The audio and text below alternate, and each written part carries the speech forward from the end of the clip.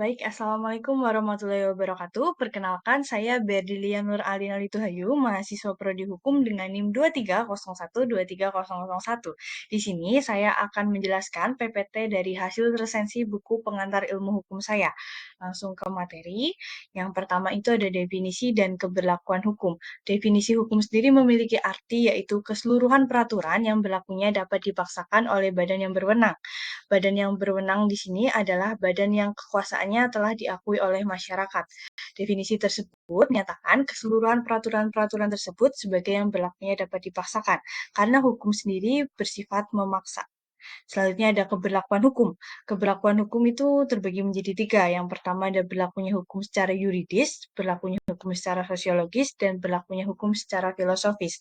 Berlakunya hukum secara yuridis berarti peraturan ini telah ditetapkan menurut tata cara yang sah dan tidak pernah dicabut secara tegas atau dikesampingkan oleh peraturan yang baru. Berlakunya hukum secara sosiologis, hukum tersebut merupakan hukum yang hidup di dalam masyarakat dan dipraktikkan karena dipandang baik untuk kepentingan masyarakat tersebut. Berlakunya hukum secara filosofis, hukum dipandang berlaku karena memenuhi hak asasi manusia. Selanjutnya ada klasifikasi hukum. Klasifikasi terbagi menjadi 4, yaitu menurut isinya ada hukum publik dan hukum privat, menurut daya kerja ada hukum memaksa dan hukum menambah, menurut bentuknya ada hukum tertulis dan tidak tertulis, menurut pelaksanaannya ada hukum material dan hukum acara. Next. Ada tujuan dan fungsi hukum. Tujuan hukum terbagi menjadi 4 teori, yaitu teori keadilan.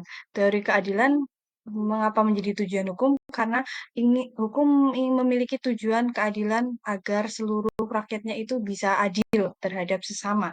Teori utilitas yaitu teori kemanfaatan. Tujuannya agar hukum ini bisa bermanfaat bagi banyak orang.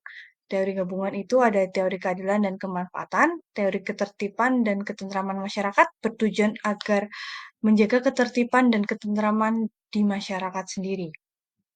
Lanjut ada fungsi hukum. Fungsi hukum adalah memberikan pengesahan atau legitimasi terhadap apa yang berlaku dalam masyarakat. Dalam pandangan teori ini, diadakannya undang-undang yaitu hukum yang ditetapkan pemerintah terutama untuk memberikan pengesahan. Yang kedua ada hukum sebagai alat rekayasa masyarakat. Dalam pandangan teori ini, hukum tidak berada di belakang atau di depan perkembangan masyarakat karena hukum adalah proses perkembangan dari masyarakat itu sendiri. Yang ketiga ada hukum sebagai sarana pembentukan masyarakat, khususnya sebagai sarana pembangunan. Yang terakhir ada hukum sebagai senjata dalam konflik sosial. Ini merupakan alat untuk memperoleh kemenangan terhadap konflik dalam bermasyarakat. Selanjutnya ada subjek hukum, objek hukum, hubungan hukum, dan peristiwa hukum. Subjek hukum dapat dikatakan bahwa subjek hukum merupakan segala sesuatu yang dapat menjadi pendukung hak dan kewajiban. Subjek hukum sendiri ini seperti manusia dan badan hukum. Selanjutnya ada objek hukum, segala sesuatu yang berguna bersubjek hukum dan yang dapat menjadi pokok objek suatu hubungan hukum. Contohnya itu seperti ada benda bergerak dan benda tidak bergerak. Benda bergerak itu benda yang dapat dipindah, contohnya seperti motor, sepeda, dan lain sebagainya. Benda tidak bergerak itu tidak bisa dipindahkan, contohnya seperti rumah, seperti tanah, dan lain-lain. Hubungan hukum. Hubungan hukum sendiri terjadi karena adanya peristiwa hukum. Peristiwa hukum merupakan peristiwa yang membawa akibat yang diatur oleh hukum. Peristiwa hukum terjadi karena perbuatan dari subjek hukum dan perbuatan yang tidak melawan hukum. Selanjutnya ada pengertian ilmu hukum. Ilmu hukum sendiri adalah ilmu tentang hukum atau menurut Sajipto Raharjo mengatakan bahwa ilmu hukum mencakup dan membicarakan segala hal yang berhubungan dengan hukum. Hukum di sini adalah hukum dalam artinya yang menurut pandangan Hugo Sinzheimer mencakup hukum normatif, hukum ideal, dan kenyataan hukum. Selanjutnya ada penggolongan hukum. Hukum digolongkan menjadi dua, yaitu hukum menurut sumbernya dan hukum menurut bentuknya. Menurut sumbernya, itu ada undang-undang, peraturan yang mengingat formalitas terjadinya dalam arti formal undang dibuat atas persetujuan DPR dan Presiden. Lalu ada kebiasaan, kebiasaan dalam hal ini adalah kebiasaan yang selalu dilakukan oleh masyarakat Indonesia. Yang ketiga ada traktat atau perjanjian antar negara. Yang keempat ada jurisprudensi adalah putusan pengadilan tertinggi. Yang kelima ada doktrin atau pendapat ahli hukum. Dari menurut hukum bentuknya ada dua, yaitu hukum tertulis atau perundang-undangan dan hukum tidak tertulis, yaitu hukum adat. Selanjutnya ada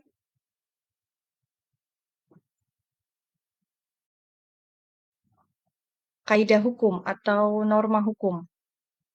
Kaidah hukum yang pertama itu ada norma hukum. Norma hukum sendiri adalah berlakunya dapat dipaksakan dengan bantuan alat-alat perlengkapan negara yang ditentukan untuk tugas yang bersangkutan. Yang kedua ada norma kesopanan, yaitu kaidah tentang tata krama dalam pergaulan masyarakat. Yang ketiga ada norma kesusilaan, yaitu norma mengenai apa yang baik dan buruk. Yang keempat ada norma agama, yaitu hubungan antara Tuhan dan manusia. Selanjutnya ada aliran hukum. Yang pertama itu ada hukum alam. Aliran hukum alam merupakan suatu aliran ilmu hukum yang menekankan pentingnya peran dari hukum alam terhadap hukum yang dibuat oleh manusia. Ini terbagi jadi tiga teori, yaitu teori hukum alam klasik, teori hukum alam teologis, dan teori hukum rasionalitis. Selanjutnya itu ada aliran positivisme hukum. Aliran positivisme hukum merupakan pandangan dasar positivisme hukum, yaitu hukum tidak lain daripada hukum yang dibuat oleh manusia. Dengan ini, positivisme hukum menentang pandangan metafisika dari aliran hukum alam. Selanjutnya, ada aliran utilitas atau utilitarianisme, merupakan filosofi yang menekankan pada manfaat berupa meningkatnya kesenangan. Menurut Betam, ada dua majikan dalam kehidupan manusia, yaitu susah dan senang. Selanjutnya ada aliran historis atau aliran sejarah. Pelopor ini adalah ajaran Savikni, menjelaskan maksud dari ajaran beliau merupakan reaksi terhadap maksud pemerintah Jerman waktu itu untuk memberlakukan Kode Sivil Perancis. Selanjutnya ada aliran sosiologis. Aliran sosiologis merupakan aliran yang di dalamnya tercakup dari teori-teori yang mengkaji hukum, memberikan tempat yang penting pada sosiologis. Selanjutnya ada asas hukum. Pengertian asas hukum sendiri merupakan filosofi yang menjadi inti dari sejumlah norma hukum. Asas hukum juga merupakan dasar pikiran dari undang-undang atau ratio legis. Selanjutnya itu ada sistem hukum. Sistem hukum adalah kesatuan dari keseluruhan peraturan hukum dalam lingkup tertentu. Contohnya sistem hukum Indonesia adalah kesatuan dari keseluruhan peraturan hukum Indonesia.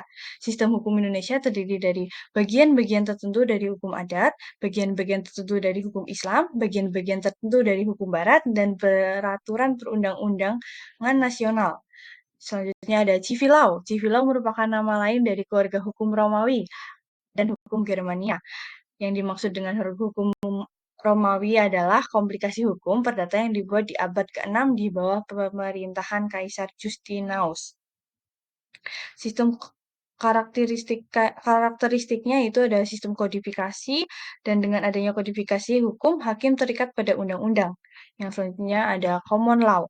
Istilah ini digunakan untuk menunjukkan bahwa ini merupakan hukum yang umum atau common bagi seluruh wilayah kerajaan karena diterapkan oleh pengadilan kerajaan sendiri. Gunanya untuk membedakan dengan hukum yang diterapkan oleh pengadilan-pengadilan khusus. Selanjutnya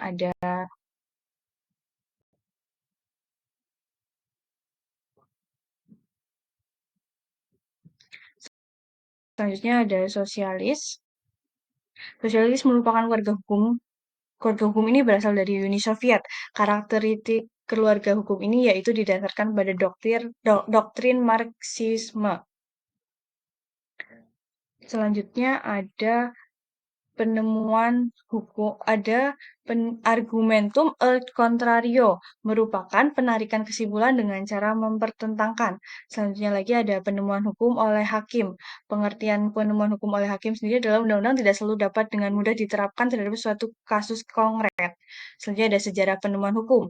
Istilah penemuan hukum telah lama dikenal, tetapi Paul Scholten adalah ahli hukum Belanda yang memberikan pemahaman baru untuk menguraikan metode-metode secara jelas.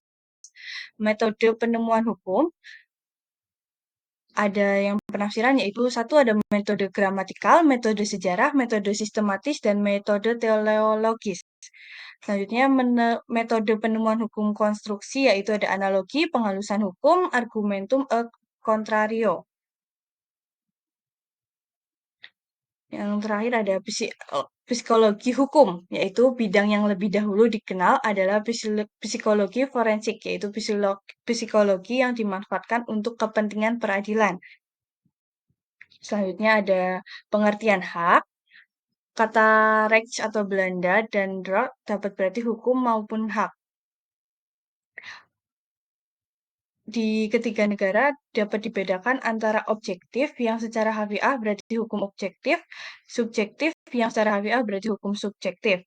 Beberapa pengertian hak itu menurut para ahli, salah satunya ada menurut Rudolf, hak adalah kepentingan yang dilindungi oleh hakim. Kewajiban hukum adalah syarat-syarat hukum dengan nama subjek hukum terikat untuk menyesuaikan diri. Syarat-syarat hukum sendiri adalah syarat-syarat yang ditentukan dalam hukum tentang bagaimana orang seharusnya bersikap dan bertindak. Terakhir ada penyalahgunaan hak. Hak itu ada batasannya, tidak boleh disalahgunakan. Untuk itu dikenal konsep hukum tentang penyalahgunaan hak.